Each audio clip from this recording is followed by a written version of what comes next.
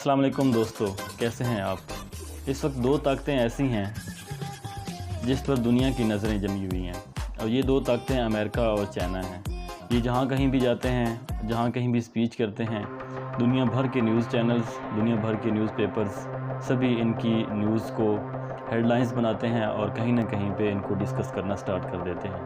ये दो ताकतें आजकल ताइवान के गिर्द घूम रही हैं और ताइवान के साथ साथ अब ये फ़िलीपींस, साउथ चाइना सी और यहाँ पर भी इनका एक किस्म का एस्केलेशन स्टार्ट हुई है। इससे पहले कि हम इनको डिस्कस करें, एक छोटा सा कंसेप्ट को डिस्कस कर लेते हैं, थ्यूसिडाइड ट्रैप। थ्यूसिडाइड ट्रैप ये है कि जब कभी भी दुनिया में एक ताकत जो पहले से मौजूद होती है उसके सामने दूसरी ताकत उभरने की कोशिश करे या उभर कर सामने आना चाहे, तो जो पहले वाली ताकत होती है वो उसके ऊपर कोई ना कोई इन्वेजन करती है, किसी न किसी तरीके से उसके ऊपर वार को मुसल्लत करके उसको नीचा दिखाने की कोशिश करती है। थ्यूसिडाइड ट्राइब में ये है कि ये एथेंस एंड स्पार्टा के दरमियान में एक जंग हुई थी 5th सेंचुरी में, जिसमें स्पार्टा ने ये समझा कि एथेंस जो है वो एक उभरती हुई ताकत के तौर पे सामने आ रहे हैं, तो क्यों ना हम इससे पहले कि एथेंस जो है हमारे मुकाबले में है तो हम इनके ऊपर हमला कर दें। तो उन्होंने ऐसा ही किया, उनके ऊपर जो है इन्वेजन की एंड स्पार्टा वन दैट वार। तो वो वहाँ से जो थ्यूसिडाइड्स हैं ये एथेंस के हिस्टोरियंस थे, इन्होंने वहाँ से ये एक कंसेप्ट दिया कि ये हमेशा से ऐसा ही होता है, जब एक पावर जो है वो पहले से मौजूद हो उसके सामने जब दूसरी पावर आएगी तो वो लाजमन कोई ना कोई एक्शन लेगी, और यही हाल चाइना और अमेरिका का भी है। इससे पहले रशिया और अमेरिका का, इसी तरह ब्रिटेन, दुनिया में 16 ऐसे केसेस हैं ऐसे जिसमें ऐसा ही हुआ है कि जिसमें एक ताकत जो पहले से मौजूद थी, जब वो दूसरी ताकत को देखा कि वो सामने आ रही है तो उनके दरमियान में जंग शुरू हो गई। और इन 16 केसेस में से 4 केसेस ऐसे हैं कि जिसमें जंग नहीं हुई, 12 केसेस ऐसे हैं कि जिसमें जंग ही हुई है। ये जो आप के सामने स्क्रीन पे आपको नज़र आ रहे हैं, ये सारे के सारे इसमें देखें कि जो 14 जो कंट्रीज़ हैं, स्टेट्स हैं, इनके दरमियान में जंग ही हुई है। बाकी देखें 4 केसेस ऐसे हैं कि जिसमें जंग नहीं हुई। अब देखते हैं 20th सेंचुरी में जो दो पार्टीज़ चाइना में थीं, और एक जो थी वो नेशनलिस्ट और दूसरी कम्युनिस्ट थी। जो नेशनलिस्ट पार्टी थी उसको जो है वो चिंग काई शेक जो है वो लीड कर रहे थे, और जो कम्युनिस्ट पार्टी थी उसको माओ जेडंग लीड कर रहे थे। अब इन दोनों के दरमियान में सिविल वार स्टार्ट होगी। ये भी वही है कि एक कहता था कि मैं चौधरी बनूँ और मैं इस तरह का करूँ, दूसरा कहता था कि नहीं मैं रिफॉर्म्स लेकर आऊँ। खैर ये अलग डिस्कशंस हैं। तो अब ये क्या हुआ कि वहाँ पर सिविल वार स्टार्ट हो गई। 1927 से 1937 तक वहाँ पे सिविल वार रही है चाइना में। अब 37 में इस वार का फ़ायदा उठाते हुए जापान ने उसके ऊपर हमला कर दिया, चाइना के ऊपर, मेनलैंड चाइना के ऊपर। तो अब क्या हुआ कि वो जो आपस में लड़ रहे थे उन्होंने कहा कि पहले जापान से निपट लें, उसके बाद हम आपस में लड़ लेंगे। तो 1937 में जब सेकंड सिनो जापान वार हुई है तो ये दोनों आपस में फिर मिल गए, नेशनलिस्ट और जो दूसरे कम्युनिस्ट पार्टीज़ थी। तो 1945 में जब ये जापान के ऊपर अमेरिका ने एटम गिराया तो उसके बाद जापान वहाँ से पीछे आया, और क्या हुआ कि दोबारा से चाइना, मेनलैंड चाइना के ऊपर ये नेशनलिस्ट और दूसरी जो पार्टी थी जो कम्युनिस्ट थी, ये दोबारा आपस में लड़ना स्टार्ट हो गए। अब इतना लड़े कि यहाँ पे सिविल वार अगेन स्टार्ट हो गई। और इस सिविल वार में क्या हुआ कि जो कम्युनिस्ट पार्टी थी उसकी जो फोर्सेस थी वो हर जगह जो नेशनलिस्ट पार्टी है उसको मार धाड़ करके उसको वहाँ से निकालना शुरू कर दिया। उन्होंने कहा या तो हम एक्सेप्ट कर लें या फिर आप यहाँ से निकल जाएं। और फिर माओ ने रशिया से भी सपोर्ट हासिल कर ली, तो इससे उनकी जो फोर्सेस हैं और ज़्यादा स्ट्रांग होती चली गई। तो वहाँ पर जो चिंग काई शेक थे वो चाइना से भागकर वहाँ से निकल कर वो ताइवान में चले गए। अब ताइवान में जाकर उन्होंने फिर अपनी गवर्नमेंट कायम कर ली। जैसे वो उन्होंने अपनी गवर्नमेंट का वहाँ पे ऐलान किया और उन्होंने उसको सपोर्ट शुरू कर दी कि हाँ ठीक है, ताइवान को हम रिकॉग्नाइज़ कर लेते हैं। ये यूएनओ ने भी इसको रिकॉग्नाइज़ कर लिया। तो मेनलैंड चाइना को 1971 में जाके जब उसने एक इकोनॉमी को स्ट्रॉन्गाइज करना स्टार्ट कर दिया, तो चाइना ने वन चाइना पॉलिसी बनाई कि अगर कोई कंट्री उसके साथ रिलेशंस रखेगा ताइवान के साथ तो हमारा उससे कोई रिलेशन नहीं होगा।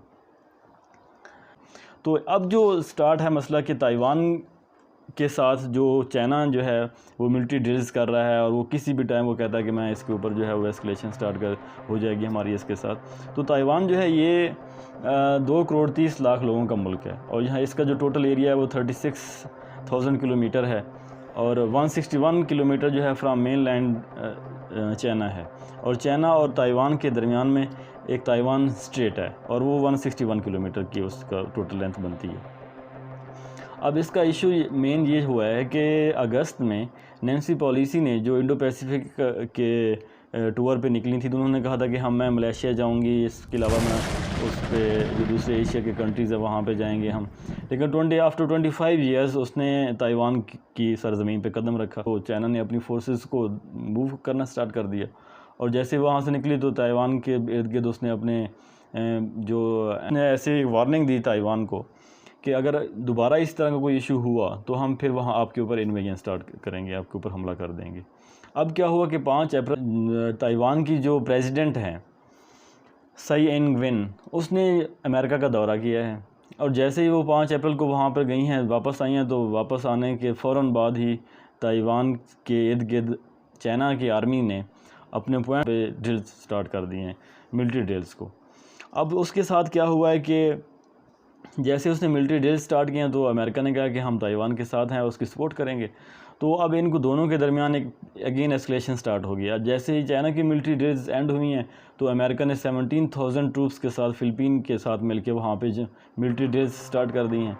अब जैसे ये मिलिट्री ड्रिल स्टार्ट हुई हैं तो अब फिर दोबारा दुनिया ये देख रही है कि क्या ये दोबारा जंग की तरफ तो नहीं जा रहे। जैसे पहले वहाँ पे रशिया और उस पर यूक्रेन के ऊपर एक जंग सी मुसल्लत हुई है, तो क्या ये यहाँ पर भी जंग शुरू होने वाली है? और अगर यहाँ पर भी जंग शुरू होती है तो ये तो अमेरिका और चाइना के साथ होगा, तो फिर दुनिया जो है फिर एक मुख्तलिफ ब्लॉक्स में चली जाएगी, और क्या थर्ड वर्ल्ड वॉर की तरफ तो नहीं जाएगी। तो इसका जो आंसर है वो डिफरेंट, जो चाइना ताइवान के साथ जंग छेड़ेगा या नहीं छेड़ेगा, क्या वो अमेरिका से डर जाएगा या नहीं डरेगा, और क्या अमेरिका ताइवान की हेल्प के लिए आएगा या नहीं आएगा। तो ये डिफरेंट क्वेश्चंस हैं जो डिफरेंट जो हिस्टोरियंस या डिफरेंट एनालिस्ट्स हैं वो इसके डिफरेंट आंसर्स देते हैं। कि मेरे ख्याल से यह कि Xi is spending considerable energy these days on playing a large role on the global stage, particularly as a peace maker. अब जो चाइना का जो मेन स्लोगन है वो ये है कि वो पीस मेकर है, वो एज अ पीसफुल को एग्जिस्टेंस चाहता है और पीसफुली वो जो है वो इमर्ज होना चाहता है। और उसने हाल ही में he also offered a 12-point peace plan for Ukraine. He hopes will encourage others to see China as a global mediator. तो वो ग्लोबल मीडिएटर के तौर पे भी सामने आना चाह रहा है। तो ये एक मेन क्वेश्चन है कि क्या ये जो मेजर पावर्स हैं क्या ये जंग की तरफ लेके जा सकते हैं इस ताइवान के एरिया को या नहीं। तो कुछ कहा नहीं जा सकता इसके बारे में, क्योंकि 1907 में ब्रिटेन किंग एडवर्ड ने अपने प्राइम मिनिस्टर से पूछा कि क्या वजह है कि हम जर्मनी के साथ अच्छे रिलेशंस कंटिन्यू नहीं कर पा रहे और हम इसके ऊपर एक दूसरी नज़र के साथ उसको देख रहे हैं जर्मनी को, जबकि हमें अमेरिका की जो राइजिंग पावर है उसको चेक करना चाहिए, उसको सेट करने के लिए हमने अपनी मसल्स को टाइट करना चाहिए। तो उसने कहा कि एक्चुअली जर्मनी जो है वो अपनी फोर्सेस को इंक्रीज़ कर रहा है और अपनी नेवल फोर्सेस को भी वो जो है वो बढ़ा रहा है, तो इसलिए हम उसके ऊपर नज़र रखे हुए हैं कि कहीं ये हमारे सामने एक बड़ी ताकत के तौर पर सामने तो नहीं आ रहा, तो हम इसको पीछे धकेलने के लिए हम अपने मंसूबे बना रहे हैं। तो 1 साल के बाद जब किंग एडवर्ड की डेथ हो गई तो उसके बाद वहाँ पे इंग्लैंड में बहुत मुख्तलिफ लीडर्स दुनिया के जब इकट्ठे हुए तो उन्होंने कहा उसमें से रोजवेल्ट भी था जो उस टाइम सदर नहीं था, प्रेसिडेंट नहीं था अमेरिका का। तो उसने उससे पूछा जो विलियम II से, जर्मनी का जो उस टाइम किंग था, कि क्या आप जो है इस पे यूके के ऊपर, ब्रिटेन के ऊपर आप हमला करेंगे। तो उसने कहा नहीं, कभी भी नहीं, मैं तो ऐसा नहीं कर सकता, क्योंकि आई एडोर इंग्लैंड, क्योंकि मैं इंग्लैंड को अच्छा समझता हूँ। लेकिन उसके कुछ ही सालों के बाद जो है ब्रिटेन और जर्मनी इनके आपस में जंग शुरू हो गई। तो इस बारे में किसी किस्म का कोई फाइनल राय नहीं दी जा सकती कि दोनों के दरमियान जंग होगी या नहीं होगी। Let's see which way the winds blow. Thank you so much.